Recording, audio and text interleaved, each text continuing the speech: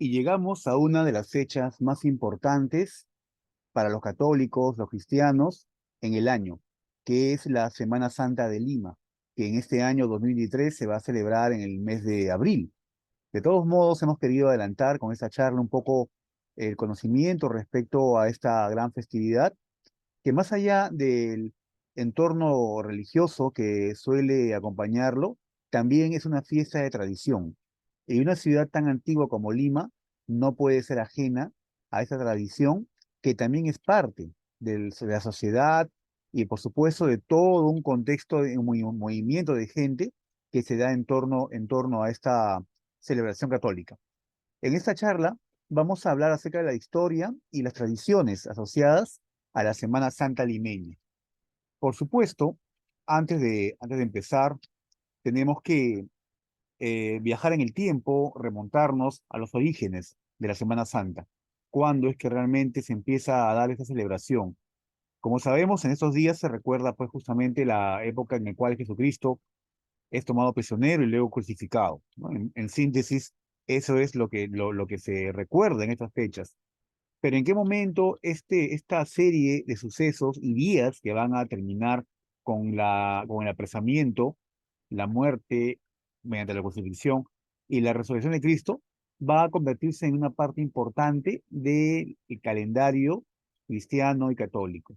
Pues para ello tenemos que remontarnos en el tiempo al año 312, ¿no? En ese año, Constantino, emperador romano, estaba a punto de participar en una batalla, ¿no? Contra Magencio, en una batalla del puente Milvio, según cuenta la historia. Antiguamente el Imperio Romano estaba dividido en cuatro reinos, cuatro gobiernos, y quería unificarlo.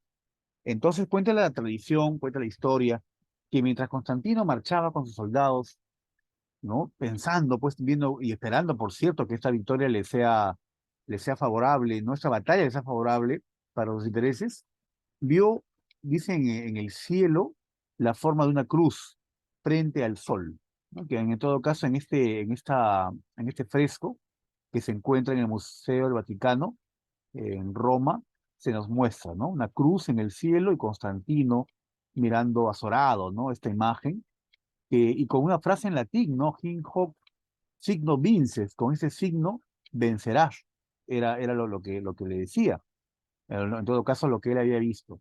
Por tanto, él, en base a este sueño que tuvo, mandó reemplazar las águilas que habían en su estandarte por la cruz que había visto, ¿no? Mandó pintar de inmediato la cruz en sus estandartes y también en los escudos de su ejército. Y finalmente, como sabemos, venció a Magencio, unificando el reino romano. Resultado de esta gran victoria y de este sueño que había tenido previamente él, fue la conversión, ¿no? De Constantino al cristianismo. Y además convirtió a la iglesia cristiana como la iglesia principal del imperio. Vean ustedes, eso es en el año 312 después de Cristo. 2 años después, en el año 314, Constantino convoca un concilio, el concilio de Arles, donde ya se van a dar la pauta para las festividades cristianas y en ella se fija la fecha de la Pascua de Resurrección y se da origen a las celebraciones conocidas como la Semana Santa, ¿no? Como sabemos muy bien, pues son varios días, desde el Domingo de Ramos, ¿no? Que recuerda la entrada triunfal de Jesús a Jerusalén, el Lunes Santo, en el que se recuerda la expulsión de los mercaderes del templo y la prédica de Jesús ahí mismo, el Martes Santo, en el que se señala la traición de Judas y las negaciones de Pedro. El Miércoles Santo es cuando Judas conspira y entrega a Jesús por 30 monedas. El Jueves Santo se da el lavado de pies, la última cena, la oración en el huerto de Getsemaní y el arresto. Luego llegamos al Viernes Santo, que es la prisión, flagelación del Vía Crucis, la crucifixión, la muerte y sepultura de Cristo. El sábado de gloria, que es la vigilia pascual, y finalmente el domingo de resurrección, que es la Pascua, ¿no? Son los 7 días y el recordatorio de toda esta semana, como me dije al principio, que da contexto, ¿no? Da contexto a este episodio de los evangelios que tiene que ver con Jesucristo. Estas festividades se van a celebrar, estas fechas se van a recordar en el mundo cristiano de manera constante desde aquel año.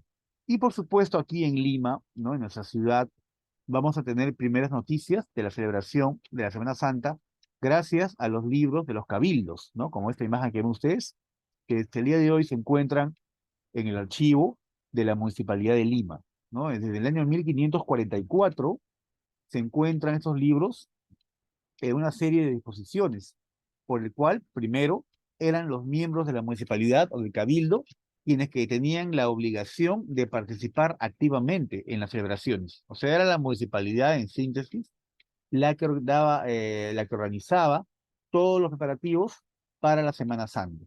Ya con el paso de los años, esto ya queda reglamentado, ¿no? Queda reglamentado y hay una serie de disposiciones, las misas que se van a efectuar, y también se incluía el desfile del estandarte real. La imagen que ven a la derecha es una reproducción del estandarte real, que era el estandarte de la ciudad, donde estaba el escudo de los reyes o de Lima, y que salía en Jueves Santo. Por lo menos desde 1627 se sabe que el estandarte real acompañaba, ¿no?, a una de las procesiones más antiguas de la ciudad, que era la procesión de que organizaba la cofradía de la Veracruz. Para finales de año 1500, o sea, para finales del siglo XVI, mejor dicho, ahora habían cofradías, ¿no?, que eran las encargadas de toda esta organización referente a la Semana Santa. Recuerden que al principio fue la municipalidad, pero luego ya van a ser las cofradías, siendo tres las más antiguas que llevaban la delantera en organizar las festividades de Semana Santa. La más antigua, por ejemplo, es la cofradía de la Veracruz, que tiene templo propio, que fue fundada por Pizarro en 1540. Luego tenemos la cofradía de Nuestra Señora de la Piedad, ¿no?, que es parte del convento de la Merced, fundada en 1559. Y la tercera cofradía más antigua y muy activa al presente es la cofradía de Nuestra Señora de la Soledad, fundada en 1603, ¿no? Esas son las cofradías que se hacían cargo. Como vemos aquí en la cartela, las cofradías son las que reúnen a un grupo de creyentes en torno a una advocación de Cristo, de la Virgen, de un santo, un momento de la pasión o una reliquia, ¿no? No son una orden religiosa, pueden ser laicos, personas que tienen otra profesión, pero que dedican su tiempo, por supuesto, a la veneración de lo que hemos mencionado en esta cartela, y vamos viendo también la responsabilidad de organizar la Semana Santa. Ya van a ser las cofradías. Ahora, en estas épocas antiguas, cada una de ellas pues hacía su mejor esfuerzo, ¿no?, para poder organizar sus procesiones con mucho esplendor, muchas veces en competencia con otra cofradía. Hay casos, por ejemplo, en el que cuenta la historia en que dos procesiones se chocaban en una esquina, ¿no? Y ni una le quería dar paso a la otra, porque su imagen, pues, pensaban ellos era la más importante, más antigua, ¿no? Cosas como estas, o en todo caso anécdotas como estas, se hacían presentes para darnos cuenta la importancia como ellos consideraban, ¿no? Por supuesto, sus procesiones y previamente a ello, todo lo concerniente a él. Por ejemplo, había reglamentos respecto a la vestimenta, al horario y al orden en que debían salir. En todo caso, como hemos indicado, de acuerdo a su antigüedad, a su organización y también a la devoción, ¿no? Si eran pues cofrades un poquito así, medio relajados, ya esos serían dejados de lado, pero los que eran muy piadosos, muy serios en su devoción, ellos llevaban la delantera. Al finalizar los recorridos de Semana Santa, cada cofradía organizaba pues un convite, una reunión, ¿no?, para los hermanos, que solían terminar en bailes, ¿no?, con músicos contratados. Por eso de las reuniones de la cofradía, la hermandad, que acaban pues ahí con orquesta de música, no es nuevo, eso se viene dando desde la época virreinal. Ahora, la participación de las cofradías en la Semana Santa era irrenunciable, y si no participaban, pagaban por fuertes multas, ¿no? Pagaban multas y los mayordomos hasta podían ser excomulgados, o sea que era irrenunciable, la cofradía tenía que participar sí o sí en cada celebración, ¿no?, o actividad de Semana Santa. También las procesiones de las cofradías fueron reglamentadas en sus horarios. Antiguamente después salían a las 8, 10 de la noche y terminaban de madrugada, ¿no? Y esto es porque nunca se sabe en realidad, y he sido testigo de ello, cuánta gente va a participar en realidad, ¿no? Cuánta gente va a acompañar la procesión, ¿no? Y estas procesiones que empezaban a las 8, 10 de la noche, como he indicado, terminaban pues de madrugada, ¿no? Ya no se veía bien eso. Así que se reglamentó que sean de 4 de la tarde a 8 de la noche como máximo, ¿no? Las salidas de las cofradías. Ahora, las cofradías acompañaban la Semana Santa de la siguiente manera, ¿no? Por ejemplo, En el siglo XVII, en la centuria de 1600, había la costumbre de que el día sábado, el sábado de Ramos, ¿no? El virrey visitara las cárceles e indultara a los presos. El domingo de Ramos se iniciaba la Semana Santa, o Semana Mayor de Lima, también llamada así, con misas en la catedral. Sin embargo, no era la única misa importante en Lima, ¿no? La de la catedral. También habían otras iglesias donde habían misas importantes, ¿no? Por ejemplo, la iglesia del Baratillo, ¿no? Que estaba ubicada en el Rímac. Hoy en su lugar hay un mercado, el mercado de Baratillo. Otra misa muy concurrida y muy importante era la que se celebraba en la iglesia de Nuestra Señora de Atocha, o también llamada Los Huérfanos, ¿no? Que queda hoy allí en Quilombo Purímac, frente al parque universitario. En esta cofradía, perdón, esta iglesia de Baratillo, por ejemplo, había una cofradía llamada la Cofradía del Señor del Triunfo, que agrupaba a los gremios de comerciantes de botones y pasamanería, telas, bordados, cosas así, ¿no? Y era en realidad pues una cofradía muy pobre, ¿no? Muy pobre, por tanto, solicitaban limosna desde el inicio de la cuaresma, o sea, 40 días antes ya estaban que pedían limosna, ¿no? Para su fiesta principal, que era precisamente la del Domingo de Ramos, ¿no? La del Domingo de Ramos. Esta cofradía tenía su lugar allí en el Baratillo, como menciono. Y en la iglesia de los huérfanos estaba la cofradía del Santísimo Sacramento, cuyos participantes, después de la misa cantada que ellos daban en el templo, salían en procesión de ramos, llevando túnicas moradas, ¿no? O túnicas de Nazareno, y cada una con un cirio, ¿no? Digamos que esto era el inicio ya de todas las procesiones, ¿no? Que se iban a dar en la Semana Santa. Por ejemplo, el miércoles santo era muy esperada la famosa misa o oficio de las tinieblas, siendo muy popular la que se daba en el convento o monasterio de la Encarnación, ¿no? Que ya no existe hoy. Estaba ubicada en las inmediaciones de la Plaza San Martín. Pero este oficio de las tinieblas, el miércoles santo, como menciono, era una misa en la que se iban apagando poco a poco las 15 velas que estaban prendidas en un tenebrario, ¿no? Este candelabro triangular se llama tenebrario. Ahí hay 15 velas y poco a poco se van apagando las velas. Estas velas representaban a Jesús, sus apóstoles, María Magdalena y María, la madre de Jesús, ¿no? Siendo la última vela que se apagaba la que representaba a Jesús y que significaba que con su muerte la tierra quedaba en tinieblas. Para ello, por supuesto, hay que imaginar la iglesia a oscuras, ¿ah? Las iglesias no prendían pues ni un candelabro, ni un foco, ya si hablamos del siglo XX, a oscuras. Lo único que iluminaba toda la iglesia era el tenebrario. Y poco a poco se iban apagando las velas hasta que la iglesia quedaba completamente a oscuras, ¿no? Y por ese motivo llamado el oficio de las tinieblas. Si bien es cierto, esta iglesia de la Encarnación fue demolida hace muchísimo tiempo, se sabe de que, por ejemplo, todavía se realizaba en la iglesia de Santo Domingo y también, por cierto, en la iglesia de la Soledad hasta el día de hoy, ¿no? Hay un oficio de las tinieblas por si desean participar o ver pues, o experimentar esto, ¿no? Que sin duda es muy, muy interesante. Luego también se realizaba la procesión de nazarenos de Santo Domingo, en un gran número de personas, ¿ah? Que vestían pues penitentes con túnicas moradas, el color nazareno, y llevaban una cruz en los hombros.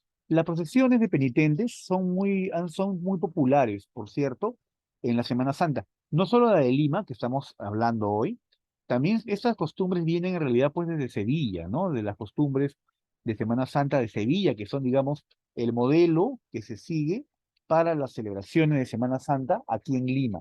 Y la presencia de penitentes con sus capuchas, sus túnicas, sus cruces, o las manolas también, ¿no? Esas mujeres que también llevan pues un velo negro y van con una peineta muy, muy bonita, por cierto, en el cabello, son costumbres que vienen pues desde Sevilla, ¿no? Y aquí en Lima, estas antiguas cofradías se han encargado de reproducirlas, en todo caso con una gran participación de personas, ¿no? De vecinos, en fin, de personas que están pues con este ánimo de participar en todo ello. Otro espectáculo, por ejemplo, era ver las procesiones que efectuaban las cofradías. Ya hemos indicado, había una llamada la de Santa Catalina de Siena y la de Jesús Nazareno, del convento de Santo Domingo. Cofradías que eran integradas solamente por soldados del tercio de infantería de Lima. Estamos hablando de la época virreinal. Imaginemos toda una procesión con soldados, ¿no? Que iban con sus lanzas o alabardas, acompañando la imagen ya sea de Santa Catalina de Siena o la de Jesús Nazareno. En muchas ocasiones, en estas procesiones, se significaban, se daban escenas, por ejemplo, desde el arresto de Jesús hasta su entierro. Habían ahí como actores, gente que se había preparado para significar. Parte de la puesta en escena incluía hombres armados que representaban a los guardias que cuidaban el sepulcro de Cristo. Y todo esto era representado por los mismos soldados, pues, ¿no? Porque era, como menciono, una cofradía de un regimiento militar, ¿no? En este caso, lo del Tercio de Infantería de Lima. Llegado el día jueves, salían procesiones de Santo Domingo y también de San Agustín, ¿no? Que era muy famoso allí en San Agustín, la imagen del Santo Cristo de Burgos, que hacían 8 paradas, ¿no? Por ejemplo, estas procesiones solían recorrer toda la calle de la Amargura, que hoy es el Jirón Camaná, ¿no? Se llama la Amargura justamente, el antiguo nombre de Jirón Camaná, porque se solían colgar en las ventanas unos lienzos, pinturas, dibujos que graficaban pues los pasos o en todo caso el Vía Crucis de Cristo. Y por supuesto esto significaba una amargura, un dolor, ¿no? Y por ese motivo llamado la vía o la calle de la amargura. Como menciono, se hacían 8 paradas, ¿no? Sobre todo en esta procesión del Santo Cristo de Burgos. Había ocasiones en que el virrey, que ya previamente, como sabemos, visitaba las cárceles y liberaba presos, indultaba presos, también acompañaba el virrey algunas de las procesiones. Y siempre, pues, ¿no? La costumbre que era que repartía limosnas en cada parada. 8 paradas, imaginemos, pues, ya cuántas limosnas repartía la gente. También el Jueves Santo era el día principal de la procesión principal de la Cofradía de la Veracruz, la que vemos aquí a la derecha, ¿no? Ven ustedes esa bonita anda, ¿no? Con los ángeles, parece ahí un arca en la que, claro, dentro está el cuerpo de Cristo y atrás viene también una dolorosa, una virgen. Bueno, esta de la Veracruz era muy importante y era además bastante concurrida por ser además la más antigua de Lima. Se sabe que en alguna ocasión llegó a reunir hasta 1000 penitentes de sangre, ¿no? Además de acompañantes. Se llaman penitentes de sangre porque eran personas pues, que se autoinfligían castigos corporales públicamente, ¿no? Andaban con el torso descubierto y con látigos se golpeaban la espalda, ¿no? Acompañaban imagínense esas 1000 personas, ¿no? Echándose látigos en la espalda, acompañando, por supuesto, todo eso. Ahora, claro, hay que entenderlo esto con el pensamiento de la época, ¿no? La mentalidad en aquella época era que cuanto más sufrimos o cuanto más nos acercamos al dolor que experimentó Cristo en esos episodios, más cerca estamos de Él, ¿no? Es un poco el pensamiento de la época. Por eso que se justifica, ¿no? Si queremos verlo así, que una mujer como Santa Rosa de Lima se amarraba el cabello pues en un naranjo para no quedarse dormida, ¿no? O en todo caso se colocaba un cinturón de silicio que le causaba dolor, porque el dolor, ¿no? Dentro del pensamiento de la época, era que lo que nos acercaba justamente al sufrimiento de Cristo y lo que nos acercaba más a Él.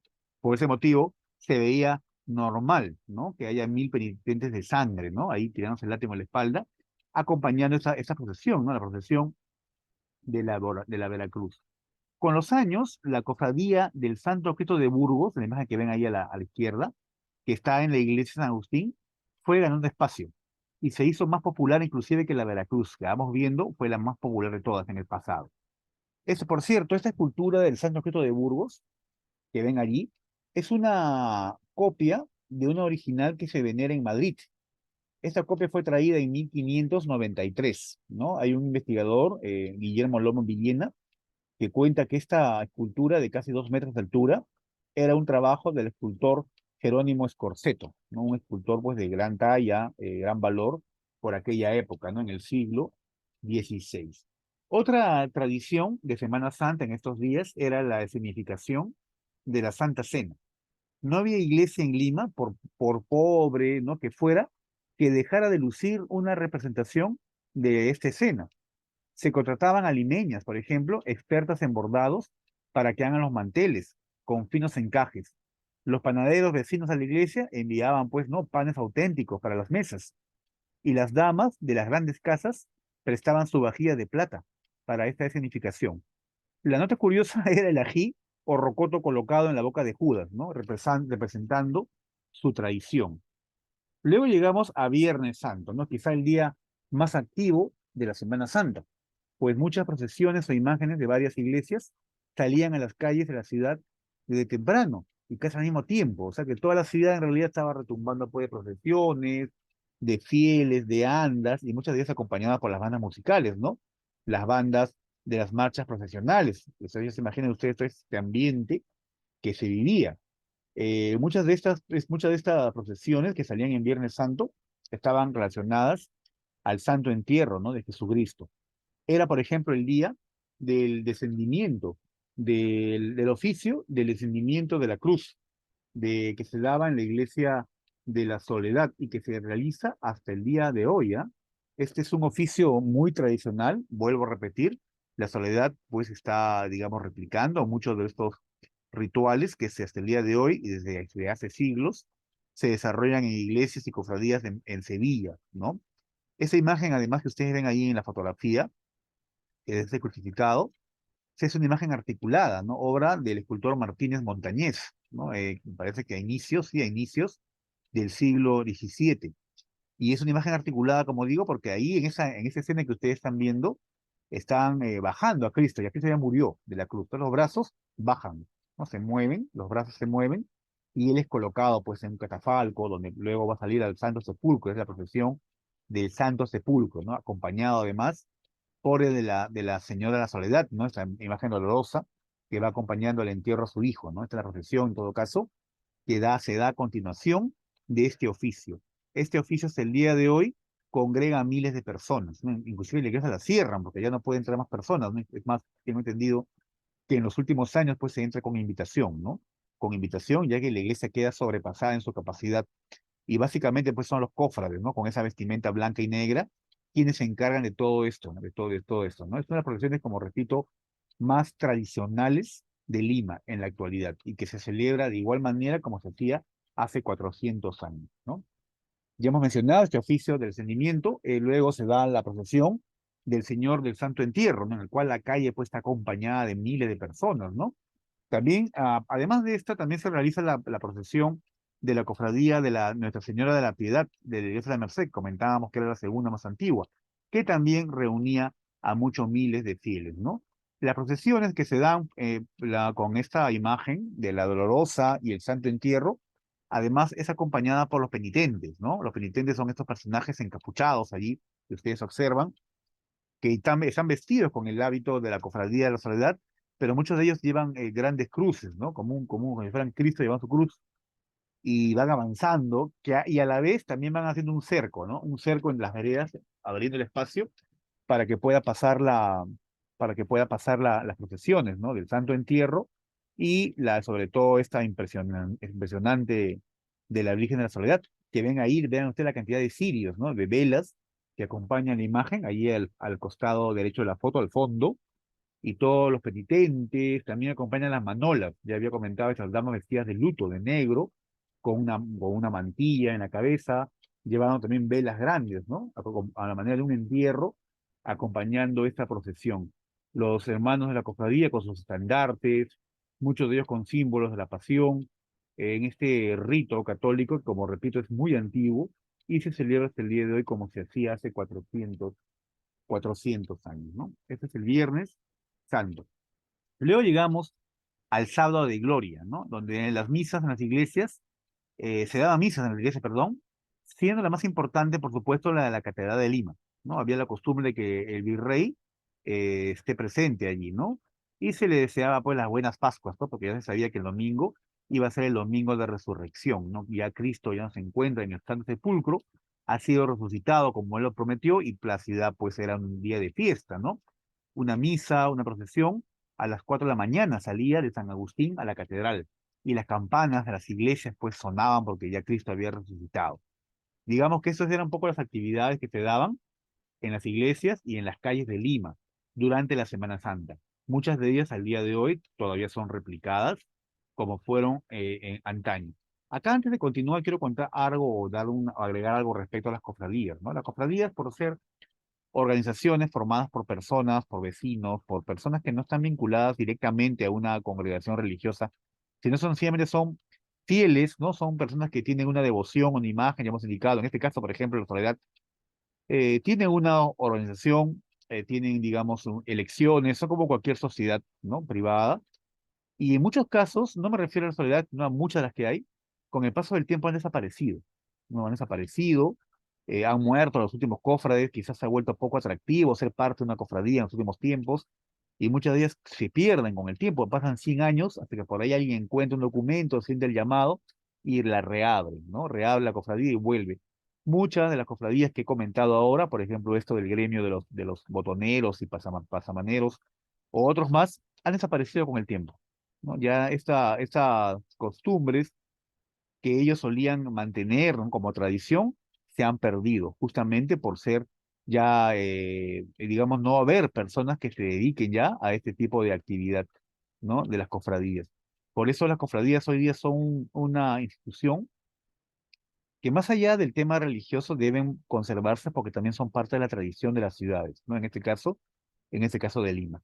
Y debo decir que la Soledad es una de las que lleva la delantera en cuanto a la cercanía en la tradición, organización y todo lo referente a mantener vivo este espíritu de la Semana Santa, que ha dado, pues, ¿no? Como en conclusión el que sea declarado patrimonio, ya hablaremos de eso.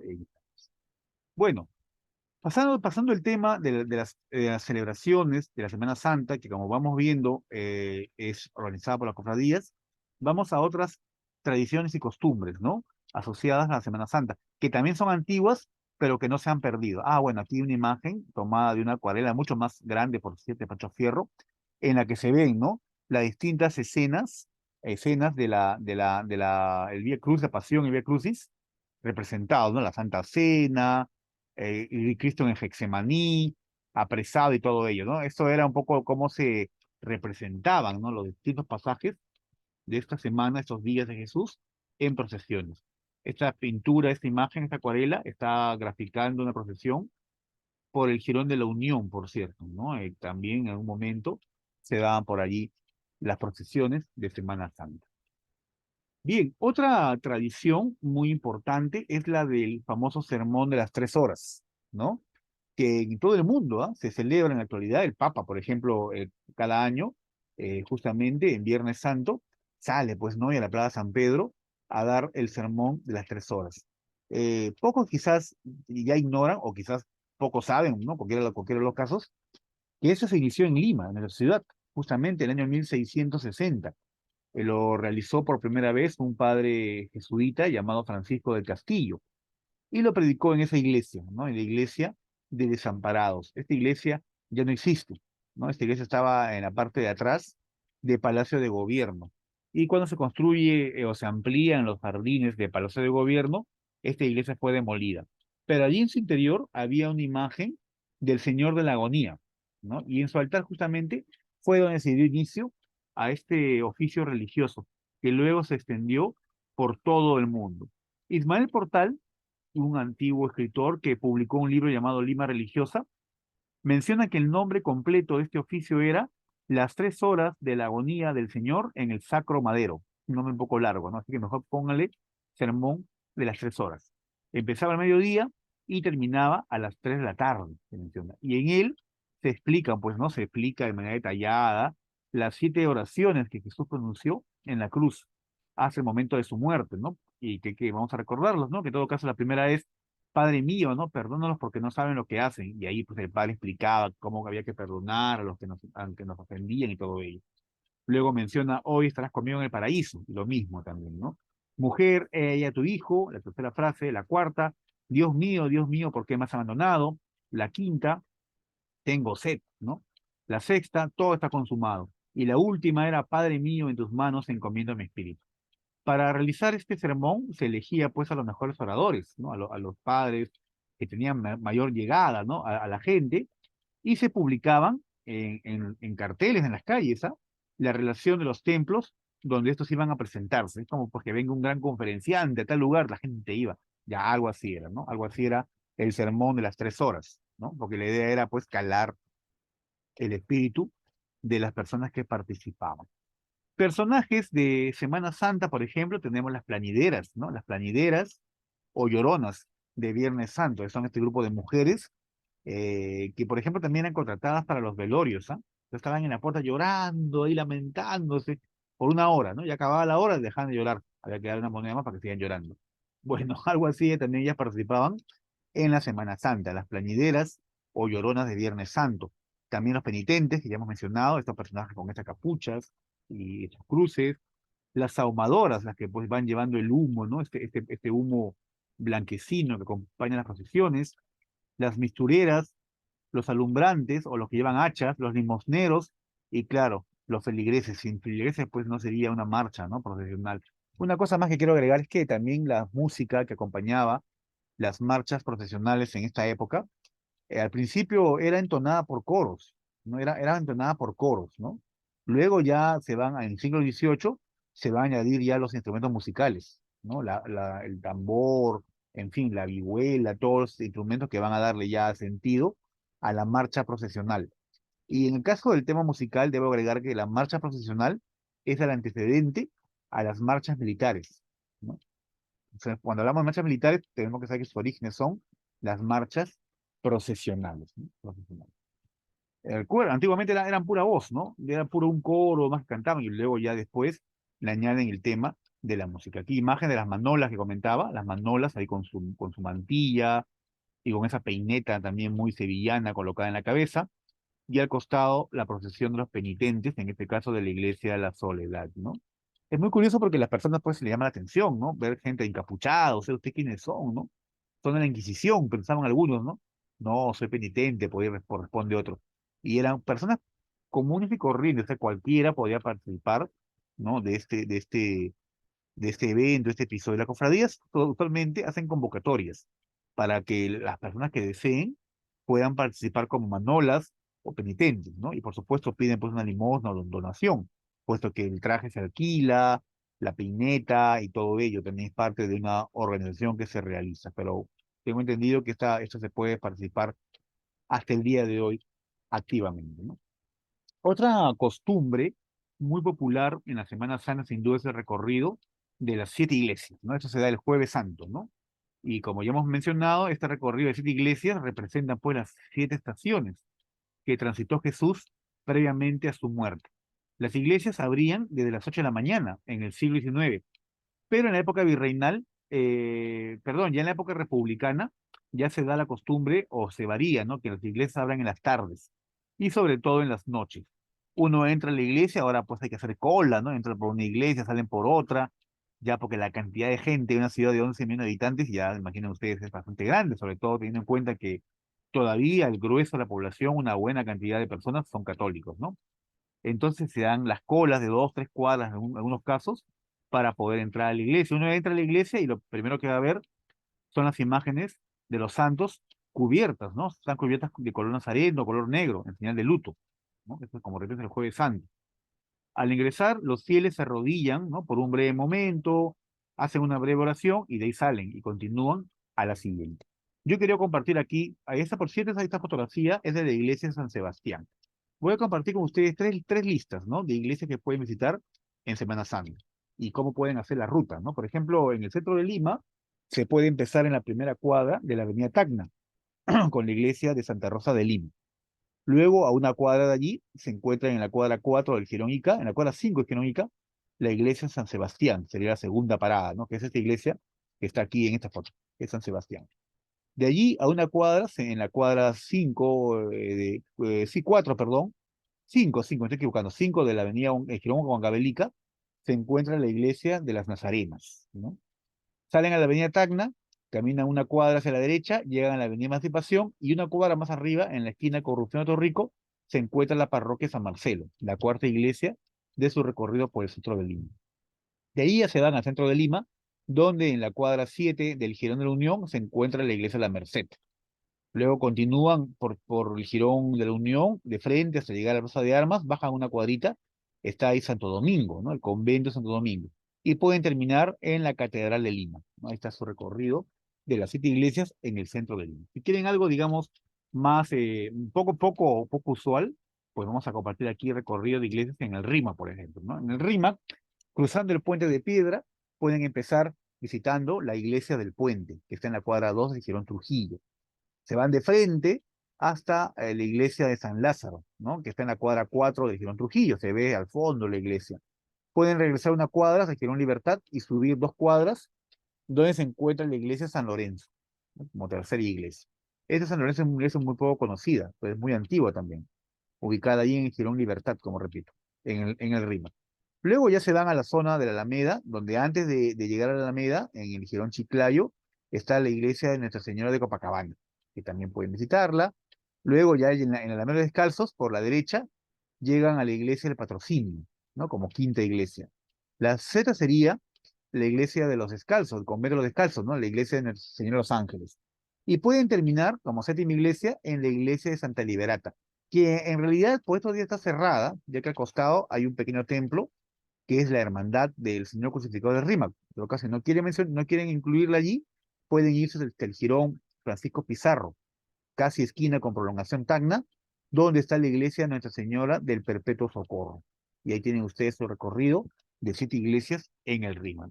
Pero no, David, quiero ir a ver los Altos, ¿no? Porque ya conozco el Rímac y conozco el centro de Lima. Entonces, en Barrio Sal tienen ustedes esas iglesias. Pueden empezar allí en la iglesia de Santa Rosa de Santa María, también llamada Santa Rosa de las Monjas, que se encuentra en la esquina del Jirón Ayacucho y el Jirón Santa Rosa, antes de Miro Quesada, por Mesa Redonda. Suben un par de cuadros al Jirón Andahuaylas con Miro Quesada o Santa Rosa y está la iglesia Jesús Reparador, una iglesia chiquitita en una esquina, ahí en toda la vorágine comercial de Mesa Redonda, ¿no? De ahí se van a la Plaza Italia, donde se encuentra la iglesia Santa Ana o la parroquia Santa Ana. En la misma Plaza Italia, al otro extremo, está la iglesia San José, que recientemente la han restaurado y está muy bonita. De ahí pueden subir por el Jirón Junín a la iglesia del Carmen, ¿no? Que está ahí en la esquina del Jirón Junín con el Jirón Huánuco. Se van de frente por Jirón Huánuco hacia Jirón Ancash, la esquina con Ancash, y está la iglesia Santa Clara. Luego regresan al centro de Lima por Girón Ancash y pueden visitar la iglesia trinitaria, ¿no? Si está ahorita Buena Muerte, también está cerquísima ahí, ¿no? Y si esto sería en todo caso el recorrido, pues, ¿no? De esta celebración. Debo agregarles que estos lugares, por ejemplo, Barrio Salas, el Rima, cosa curiosa, por esos días es un lugar seguro de transitar, no es peligroso. No dicen, no, peligroso, Girón Ancash.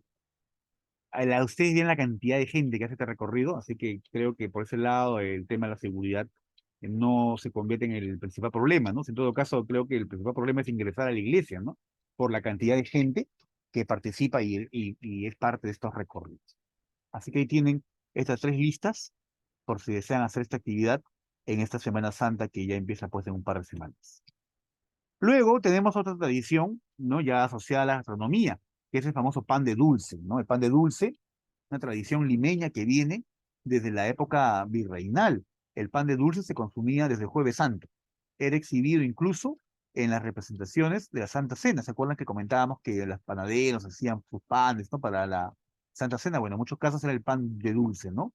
En la que cada apóstol, en la Santa Cena se dice, ¿no? Cada apóstol tenía un pan de tamaño natural. Pero a Jesús le daban pues, un pan más grande, ¿no? Un pan más grande era un poco también como se representaba la Santa Cena con el pan de dulce.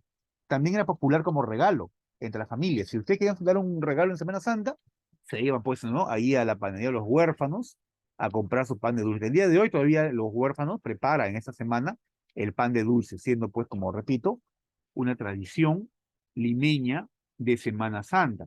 También se preparaba pan de dulce en los conventos y de ahí se enviaba a las cárceles y hospitales, ¿no? Los monjas, los frailes preparaban su pan de dulce también ahí en el convento y lo distribuían.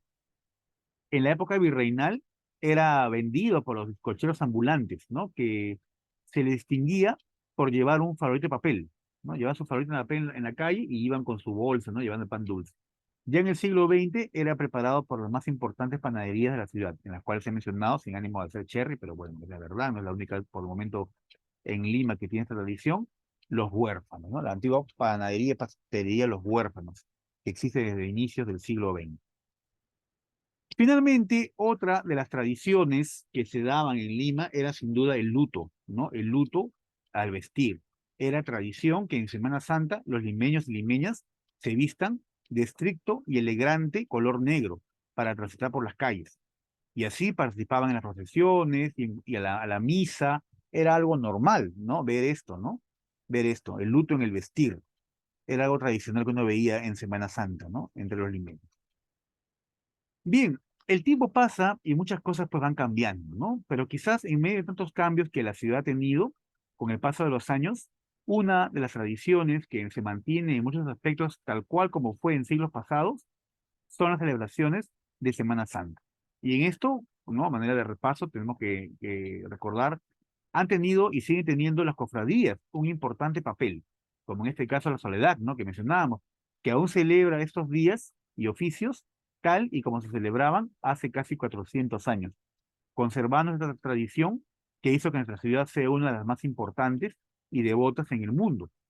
Hoy ya casi nadie viste de luto, ¿no? En estos días, ni van a la procesión con sus mejores trajes, ¿no? La cosa es ir más cómodo, qué sé yo. La Semana Santa para muchos es el pretexto perfecto para irse de vacaciones, salir a ciudad, ¿no?